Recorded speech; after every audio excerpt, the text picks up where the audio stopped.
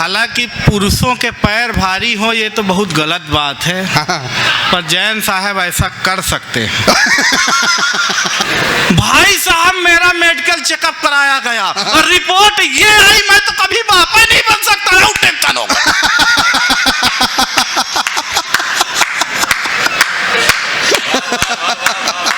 अभी टेंशन समाप्त नहीं हुई, फिर मुझे ख्याल आया घर में मेरे 2 बच्चे, वो किसके टेंशन।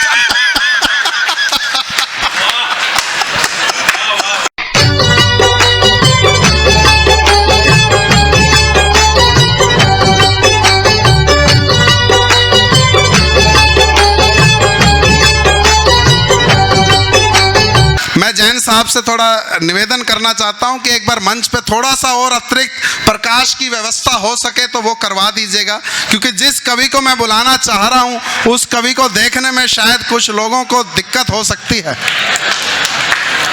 हाँ भाई साहब, हम तो एक बार इंदौर में कवि सम्मेलन में गए हुए थे, वहां होटल में ठहरे हुए थे, अचानक वहां होटल में आग लग गई, सारे लोग नीचे आ गए, ये फंस गए ऊपर ही। तुरंत फायर ब्रिगेड आई, लोगों को वो ऊपर से नीचे फेंकने लगे, नीचे जाल लगा रखा था, उस पर जाल पर जो लोग बच पा रहे थे उनको फेंक रहे थे, और नीचे उनको लपकने वाले लोग तैयार खड़े थे ताकि जो जितने जान माल की हानि कम हो सके वो प्रयास किया जाए। अब वहां से ऊपर से कामता माखन को फेंका तो नीचे जो लपक रहा था वो चिल्लाया एकदम से, बोला बे जले फूके को क्यों फेंक रहा है तू, जिंदा लोगों को फेंको। तो मैं जिंदा इंसान को आप लोगों के बीच में भेजना चाहता हूं, आपके चेहरे पर मुस्कुराहट और इस पूरी महफिल में ठाकों को आमंत्रण देना चाहता हूं। 4 पंक्तियों से कामता माखन के स्वागत में बिछाता हूं कि सहज सीधा सरल हो जो उसे कमतर समझते हैं, अदब से हो झुकी नजरें तो फिर नौकर समझते हैं। कि सहज सीधा सरल हो जो उसे कमतर समझते हैं, अदब से हो झुकी नजरें तो फिर नौकर समझते हैं, और तमाशा खुद का ही करके हंसाते हैं जो लोगों को, उन्हें सब लोग दुनिया में यहाँ जोकर समझते हैं। जोरदार तालियां और कामता माखन आपके हवाले और आप कामता माखन के हवाले। इन्होंने हमारे सम्मान में बहुत कुछ बातें की है, और जिस हिसाब से दादा ने मुझे उठाया है, ईश्वर दादा को भी उसी हिसाब से लंबी उम्र दे। आप लोग गलत समझ जाते हैं। 1 मिनट कामता में रोकना चाहूँगा। अगर जितने भी लोग व्यवस्था में कोई लगे हुए हैं वो मंच पर एक कुर्सी और भिजवा दें हमारे जैन साहब के लिए, कहीं ऐसा ना हो कार्यक्रम खत्म होने तक इनके पैर भारी हो जाएं। जी स्वागत है। ये सीटी मार रहा है माइक। हालांकि पुरुषों के पैर भारी हो ये तो बहुत गलत बात है, पर जैन साहब ऐसा कर सकते हैं। बहुत अच्छे व्यक्ति हैं। तो दादा ने मुझे सम्मान के साथ अच्छा आ रही है का खींच लीजिए, आ गई। पहले ही दादा ने बताया आती नहीं है, लोग जब डिजिटल से खींचते तब निगेटिव आती है, इसमें कहाँ आई है। तो मेरा बहुत ज्यादा सम्मान है। हाँ। और आप लोगों ने और ज्यादा मेरा सम्मान कर दिया है। आप वहीं से बता देते मैं कर लेता। मैं पहले यही करता था। नहीं, ये थोड़ा भाई कामता ये नजदीक से देखने आए थे कि कौन खड़ा है, वहां से इन्हें भी नहीं दिख रहा था। कोई दिक्कत नहीं है, बहुत अच्छा कार्यक्रम चल रहा है। तो जहां मैं था कि इन्होंने बताया कि बहुत ज्यादा सम्मान है मेरा, हालांकि मेरा घर में नहीं है। घर में अगर होता तो यहाँ काहे लेने आता। उतनी दूर 1500 किलोमीटर मैं अपने शहर रीवा चौराहे पे एक ऑटो वाले को हाथ दिया, मेरा सम्मान देखिएगा और धीरे से शुरू हो जाइएगा। मैं ऑटो वाले को हाथ दिया, ऑटो वाले ने ऑटो रोकी, गजब अभी समझ में आ गई। ऑटो वाले ने ऑटो रोकी, पीछे एक लड़की बैठी थी, उसने कहा अगर तुम इसे चढ़ाओगे तो मैं उतर जाऊंगी। ऑटो वाला चला गया, पीछे से हमारी मैडम दौड़ कर आई, उन्होंने दूसरे ऑटो वाले को हाथ दिया, ऑटो वालों ने फिर ऑटो रोकी, मैडम ने पूछा रेलवे स्टेशन तक का कितना लोगे? ऑटो वाले ने कहा 100 रुपए लूंगा। मैडम ने कहा अगर ये हमारे प्राणनाथ संग चले तब कितना लोगे? ऑटो वाले ने कहा तब भी 100 ही रुपए लूंगा। मैडम ने तपाक से मेरी ओर देखा और कहा देखे जो 100 रुपए की कीमत है वो मेरी है, तुम्हारी फूटी कौड़ी की नहीं। गजब, जिंदाबाद। बहुत ज्यादा सम्मान है मेरा। मैं पिछले दिनों यही खूबसूरत चेहरा लेकर के है ऐसा कर रहे हैं जैसा खूबसूरत ना हो।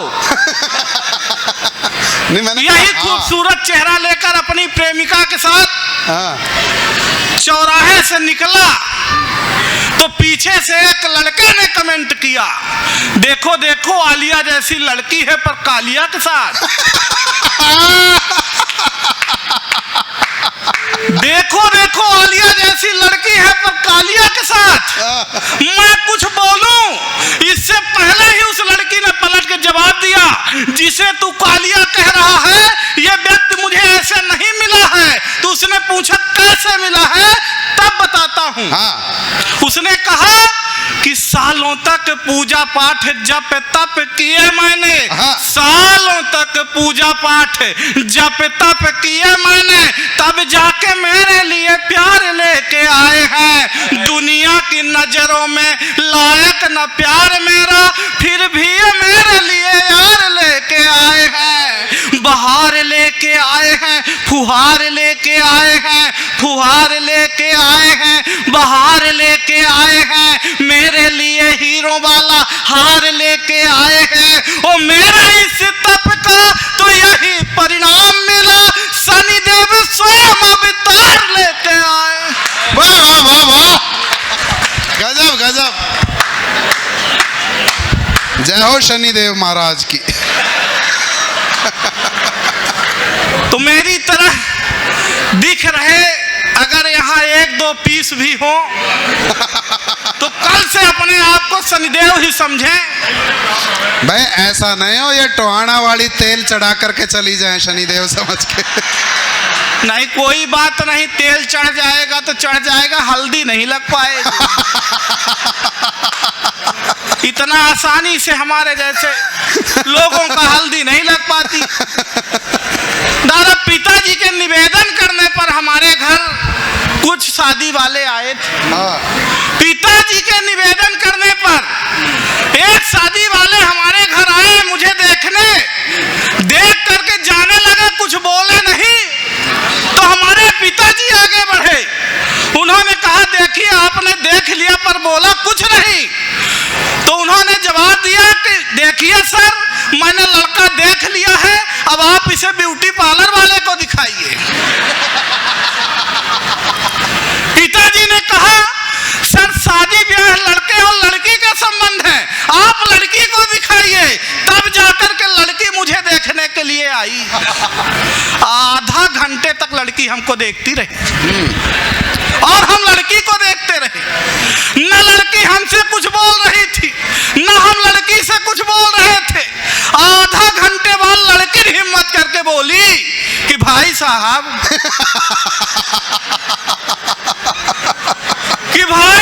लड़का आप ही हैं? मैंने कहा जी बहन जी,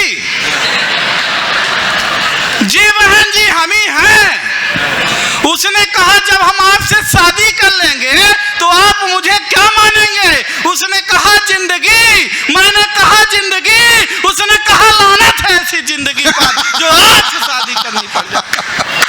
वाह वाह वाह, गजब गजब गजब। तो मैंने बताया ही था मेरा बहुत ज्यादा सम्मान है। 5-6 चीजें दादा ने बताई कि वो टेंशन ऐसे, और मोदी जी ने भी आकर के कहा कि टेंशन ना हो, इस बात का ही टेंशन है। तो टेंशन दरअसल दादा आता कैसे है? हाँ। राहुल भैया, आप ऐसे बैठ गए हैं जैसे राहुल नाम से राहुल गांधी न हो। बीच बीच में कुछ बोलते रहिए। टेंशन आता कैसे है? आपको टेंशन ना हो, पर आ जाएगा। एक दिन मैं रास्ते से जा रहा था, मुझे कोई टेंशन नहीं थी। फिर एक खूबसूरत लड़की ने मुझसे लिफ्ट मांगा। अच्छा ऐसा कर दिया जैसे ना मांगा हो। इसी बात को मुझे टेंशन हो गई कि एक खूबसूरत लड़की ने मुझ जैसे आदमी से क्यों लिफ्ट मांगा। मुझे इसी बात की टेंशन हो गई, पर मैं बहुत अच्छा आदमी, मैंने उसे लिफ्ट दिया।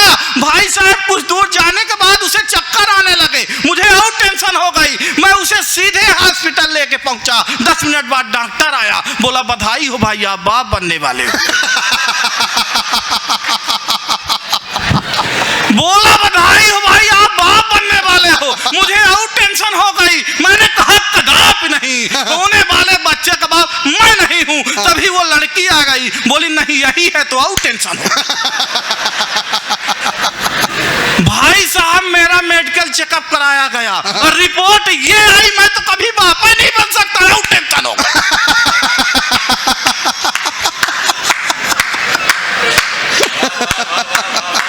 अभी टेंशन समाप्त नहीं हुई।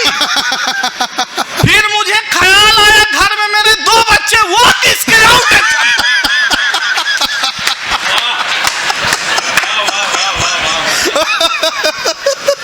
इतने में कौशिक दादा का फोन आया, बेटा तुझे इतनी टेंशन तो तू मेरे घर आ। मैं इनके घर पहुंचने ही वाला था कि एक छोटे से बच्चे से पूछ लिया कि कौशिक जी का घर जानते हो? बोला यही है बगल वाला, जहां से मियां बीवी की लड़ने की आवाज आ रही। मैंने कहा तुम उन्हीं के बेटे हो? बोला इसी बात पे तो झगड़ा चल रहा चला है।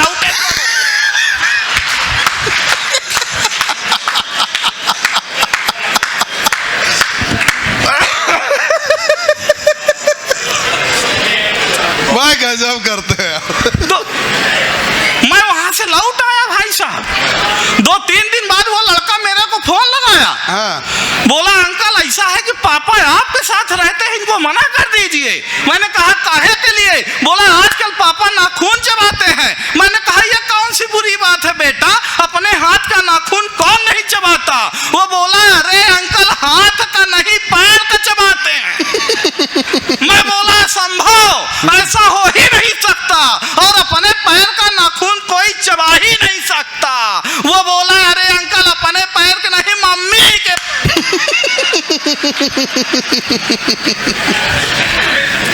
भाई कमाल कर रहे हो। कोई दिक्कत नहीं। आप सभी को होली के इस पावन पर्व की बहुत बहुत शुभकामनाएं।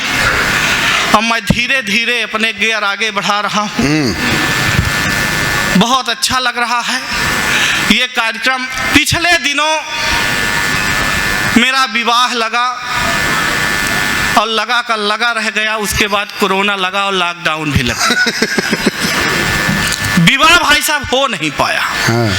सब होने वाली अपनी दुल्हन से वीडियो कॉल में बात कर रहे थे, मैं नहीं कर पाया।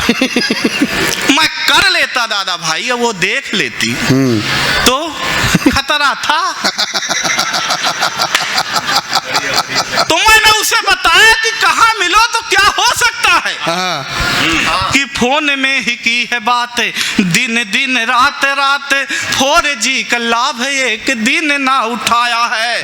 प्रेम में पड़े हुए थे, प्रेम में जड़े हुए थे, प्रेम प्याला पी के प्रेम प्रेम गीत गाया है। वरमाला हाथ में थी, सखियां भी साथ में थी। देवेन भैया याद कर लीजिए। वरमाला हाथ में थी, सखियां भी साथ में थी, सखियां भी साथ में थी, वरमाला हाथ में थी। दुल्हन ने देखते ही जोर से चिल्लाया है, कि एक प्रश्न पूछती हूँ आप ही बताएं नाथ, मुखड़ा पति का किस सांचे से बनाया है। अब उस पगली को क्या मालूम कि प्रभु जिस सांचे से मुखड़ा बना रहे थे मैं वो सांचा ही हूं। मैं ये सांचा लेकर के डॉक्टर के पास पहुंच गया आदरणीय मोदी जी। डॉक्टर के पास पहुंचा, मैंने कहा डॉक्टर साहब इस मुखड़े में भी कुछ हो सकता है। डॉक्टर साहब ने कहा हो सकता है। मैंने कहा क्या? बोले प्लास्टिक सर्जरी। मैंने कहा कितने में? बोले 3.5 लाख में। मैंने कहा कम में? बोले नहीं। मैंने कहा अगर प्लास्टिक मैं अपने घर से दे दूं तो तब तो हो सकता है। लेकिन वो नहीं माने। पिछले दिनों मेरे साथ एक और घटना घटी।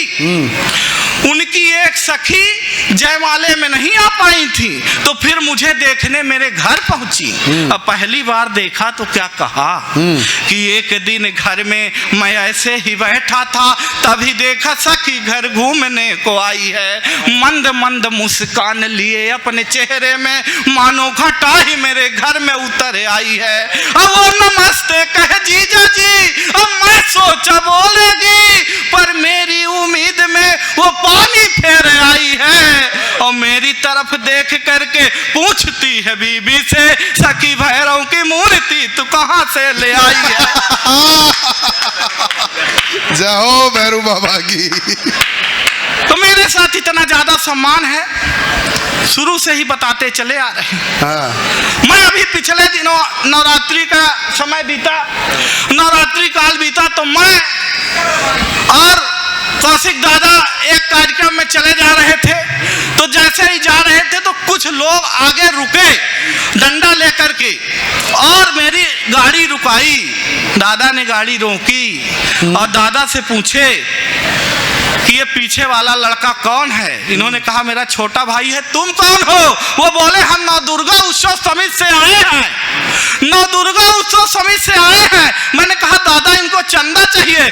दादा ने चंदा निकाल कर देने लगे। बोले चंदा उंदा कुछ नहीं चाहिए। दादा ने पूछा फिर क्या चाहिए? बोले देखिए हम नवदुर्गा उत्सव समिति से आए हैं, हमारे यहाँ टेंट पंडाल माइक सब की व्यवस्था हो गई है, मूर्ति भी आ गई है, मूर्ति के नीचे लेटा हुआ राक्षस नहीं मिल पाया है। तो अगर ये आदमी खाली हो आपका भाई तो 10 दिन के